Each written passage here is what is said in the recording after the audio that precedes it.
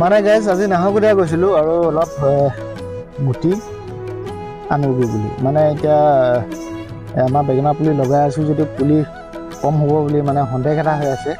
সেইবাবে নাহৰকটীয়াত গৈ কিনে বেঙেনা গুটি 2 পেকেট লৈ আনিলোঁ আৰু এইটো দেখিছে আপুনি এতিয়া 2টা পেকেট লৈ আনিছোঁ আৰু তিতাকেৰেলা আনিলোঁ আমি 5 পেকেট এটা। তিতাকেৰেলা লগাই থৈ দিয়া আছিলে যিবোৰ মাজে মাজে ফুটা নাই গুটি আকৌ দি দিব লাগিব, যিহেতুকে এনেও খৰচ কৰা তেনেও খৰচ কৰা ভালকৈ কৰিব লাগিব। সেইকাৰণে তিতাকেৰেলা গুটি আনিলোঁ 5 পেকেট, বেঙেনা আনিলোঁ 2 পেকেট। এই বেঙেনা গুটিখিনি এতিয়া পচাম আমি মানে বাকী যিখিনি বেঙেনা পুলি আছে অলপ কম হ'ব বুলি মনত সন্দেহ এটা আছে, যিহেতুকে এবিঘা মাটিত লগাবলৈ বেঙেনা পুলি বহুতখিনি যথেষ্টখিনি লাগে বুলি ক'ব লাগিব। আমাৰ যিহেতুকে এবিঘা বেছি লগা হ'ব, এইফালে এবিঘা আছে, এইফালে আধা বিঘামান মানে প্ৰায় 1.5 বিঘামান মাটিত বেঙেনা লগাম।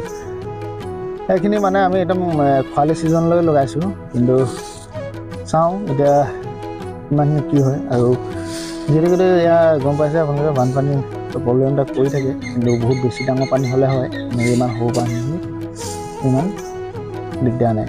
তথাপিতো আৰু লগাইছোঁ, পানী মাৰে যি মাৰে মাৰি থাকিব, কিন্তু আমাৰ কাম আমি কৰি দিছোঁ বুলি ক'ব লাগিব।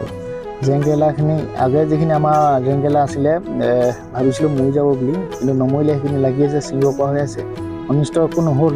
তথাপিতো অকণমান চাই চিতি কৰিবলগীয়া হয়। আৰু সেয়া এতিয়া বেঙেনা গুটিখিনি পচাই ল'ম, তাৰপিছতহে পুলিখিনি ৰুম। আৰু এতিয়া ইয়াত 2 পেকেট গুটি আছে, পচাবলৈ পেলাই তলি বনাব লাগিব, যিহেতুকে অকণমান এতিয়া বাৰিষা ছিজনত বন চন বেছি হৈ থাকে আৰু বন চন চিকুণাই মেলি তলিটো বনাই ল'ব লাগিব। অকণমান আহি ৰেষ্ট লৈ লৈছোঁ আৰু তাৰপিছতহে পচাম। ইয়াতে মানে এডোখৰ জেগাতে বেঙেনা পুলিখিনি আমি গুটিখিনি পচাম, আৰু যিহেতুকে এইখিনি বন অলপ অলপ হৈ আছে আৰু এইফালে পুলি এইখিনি আছে আমাৰ, এইখিনি লগোৱা হ'ল আৰু অলপ বাকী আছে লগাবলৈ।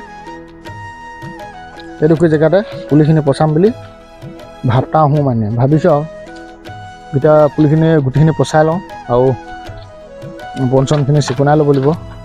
বন এতিয়া ইয়াত ওখকৈ হৈ আছে, মাজতে ভোট জলকীয়া পুলি আছে, ভোট জলকীয়াকেইটা লগাই দিম আকৌ পুলিকেইটা ইয়াতে পচাব লাগিব গুটিখিনি। এই বেঙেনা গুটি পেকেটটোত মানে প্ৰায় 5 গ্ৰামমান আছে, চুইটি বেঙেনা হয়। আৰু এই বেঙেনা গুটিটো 5 গ্ৰামত মানে দাম হৈছে 280 টকা। যদি 10 গ্ৰাম হয় তেতিয়াহ'লে 560 টকা হয়।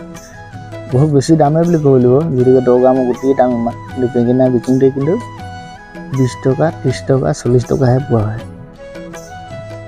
গুটিটো যিমানে দামেই নহওক আৰু যিয়ে বাৰু নহওক, কিন্তু বস্তুটো ভাল হ'ব লাগে। যিহেতুকে জাহা তাহা যদি সস্তীয়া গুটি ৰোৱা হয়, এইটো যিহেতুকে হাইব্ৰিড গুটি হয়, জেনেৰেল গুটি যদি ৰোৱা হয় প্ৰডাকশ্যনটো কম হয় আৰু যিহেতুকে ভাল নহয় মানে বস্তুবোৰ, সেইকাৰণে আমি হাইব্ৰিড গুটিয়ে লগোৱা হয়। আৰু ঘৰৰ গুটি থৈও পচাইও লগাব পৰা হয়, কিন্তু অলপ প্ৰডাকশ্যনৰ কাৰণে প্ৰব্লেম এটা হয়। যিহেতুকে আমি শাক খেতি কৰি বজাৰত বিকা হয়, মানে বিকিবলৈ নিওঁ, আমাৰ ঘৰত খাবলৈ বুলি নহয়। সেইকাৰণে অলপ গুটিবোৰ চাই চিন্তি লগাবলগীয়া হয়, আৰু গুটি যিমান দামেই নহওক অলপ ভাল গুটিটোহে লগাবলৈ চেষ্টা কৰোঁ। আৰু যদি গুটি পচাই পুলি ৰোৱালৈকে মানে প্ৰায় 4 মাহমান সময় লাগি যায়, আৰু ইমানখিনি সময় লৈ যদি লগাই কাম বন লাগি থকা হয়, তেতিয়া যদি বেঙেনাটো বেয়া হয় বা বস্তুখিনি বেয়া হয়, বহুতখিনি লোকচান হয়। সেইকাৰণে আমি যিকোনো গুটি হাইব্ৰিড গুটিয়ে লগাওঁ, বজাৰৰ পৰা গুটি দোকানৰ পৰা কিনি আনো। আৰু অকণমান দেখালোঁ আপোনালোকক, লগালে আপোনালোকেও এনেকুৱা গুটিয়ে লগাব, হাইব্ৰিড গুটি, আৰু ভাল অকণমান দাম দি আনিব। নহ'লে যেনে আৰু এনেই কষ্ট কৰা হয়, যিকোনো পুলি আৰু ৰুলে বহুতখিনি কষ্ট কৰিবলগীয়া হয়, সৰুৰ পৰা ডাঙৰলৈ কৰিবলৈ। মানে যিহেতুকে পুলিটো লগোৱাৰ পৰা একদম ইয়াত গুটি ছিঙালৈকে মানে বহুতখিনিয়ে যতন ল'বলগীয়া হয়। আৰু ইয়াত এতিয়াতো আমি পুলি লগাই দিলোঁ, ইয়াত পুলি এফালে লগাই চব শেষ হৈ গ'ল, কিন্তু ইয়াতো কৰিবলগীয়া বহুত কিছুমান কাম থাকে আৰু বহুত কষ্ট কৰিব লাগে বুলি ক'ব লাগিব। যিহেতুকে কাম কৰিলেতো কষ্ট হ'বই, আৰু যিকোনো কাম যদি আপুনি মনে প্ৰাণে ভাল পায় যদি কৰে, আৰু তেতিয়াহে কাম কৰা সফল হ'ব। সেয়াও এতিয়া যিহেতুকে মই খেতি কৰোঁ আৰু খেতি কৰি ভাল পাওঁ, সেইকাৰণে খেতি কামে লাগি থকা হয়। যিহেতুকে সেইবোৰে আৰু যদি ভাল পায় যদি যিকোনো কাম এটা কৰা নহয়, কিন্তু তাত মজাটো ইমান নাথাকে।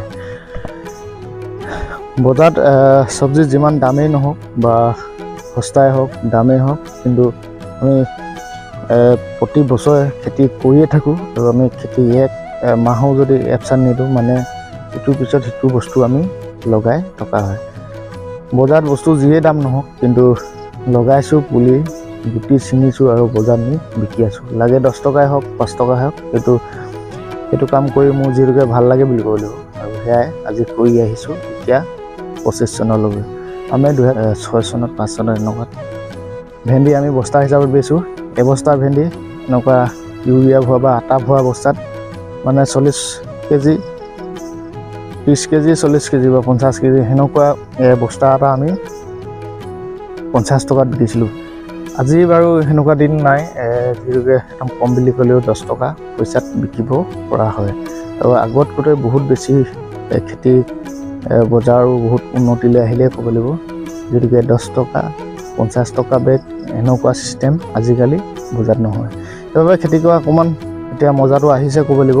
আগতে যিহেতুকে বহুত বেছি বজাৰ বেয়া হৈছিলে বা শাক এভেইলেবল হৈছিলে, এতিয়াও হয় বাৰু, কিন্তু তথাপিতো আগৰ দৰে নহয়।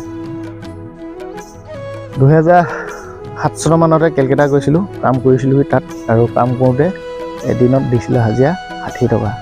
আৰু তাতে কাম কৰিবলৈ ল'ৰা যদি বেছি হৈ যায় তাত কাম কৰিবলৈ নেপায়, আকৌ এসপ্তাহ 10 দিন ৰখিহে কাম কৰিবলগীয়া হয়। আমি প্ৰায় 2-3 মাহমান থাকিলোঁ, ঘৰলৈ ৰিটাৰ্ণ ঘূৰি আহিলোঁ। ঘূৰি আহি মেলি খেতিত ধৰিলোঁ, আজিলৈকে খেতিতে লাগি আছোঁ ক'ব লাগিব। এতিয়া এফালে আমি মাটি মানে যেতিয়া খালী হৈ যায় আমি তাত কিবা এটা নহয় কিবা এটা পুলি বা আমি গুটি ৰুই দিওঁ। মাটিখিনি মানে এনেই পৰি থাকিব দিয়া নহয়, আৰু এনেই পৰি থাকিলে এটা ছিজন মানে এনেই গুচি যাব। সেইকাৰণে আৰু ইটোৰ পিছত সিটো আমি লগাই থকাই হয়। যিহেতুকে আমাৰ এডোখৰ মাটি খালী আছিলে, আমি ইয়াত পুলি লগাই আছোঁ। আগলৈ সেইখিনি এতিয়া আমাৰ যিখিনি গছ আমাৰ বেঙেনা বুঢ়া হৈ গৈছে, সেইখিনিও আমি আকৌ পুলি লগাম। এইখিনি এফালে ভেন্দি আৰু জিকা, চটপটি কেৰেলা সেইবোৰ আছেই। এখনত আমি আকৌ পিছ টাইম যদি গছ বুঢ়া হয় মৰি যায়, তেতিয়া আকৌ আমি নতুনকৈ লগাবলৈ চেষ্টা কৰোঁ। বজাৰত শাক যদি 10 টকা হয় 5 টকা হয়, কিন্তু আমি খেতি কৰিবলৈ এৰা নাই, খেতিত লাগি আছোঁ। যিহেতুকে গাঁৱলীয়া মানুহ খেতিয়ে মেইন, খেতি বাতি কৰি থাকিব লাগিব। বাহিৰত গৈ কিনে কাম কৰিবগৈ পৰা হয়, কিন্তু ইমানখিনি ধৈৰ্য শক্তি নাই। প্ৰায় 8 চনৰ 7 চনৰ মানতে যি কেলকাতাৰ পৰা আহিলোঁ আৰু কাম কৰিবলৈ যোৱা নাই আজিলৈকে। খেতিয়ে কৰিছোঁ, খেতিৰ পৰাই চলি আছোঁ। 2 টকা পাইছোঁ, 3 টকা পাইছোঁ, 10 টকা পাইছোঁ, খুচ হৈছোঁ, নিজে কাম কৰিছোঁ, বিন্দাছ খেতি কৰি আছোঁ। গতিকে আনৰ কথা শুনি কাম কৰাটো ইমান এক্সপিৰিয়েঞ্চ নাই বুলি ক'ব লাগিব, তেনে ইমান ধৈৰ্য ধৰি কাম কৰি থাকিব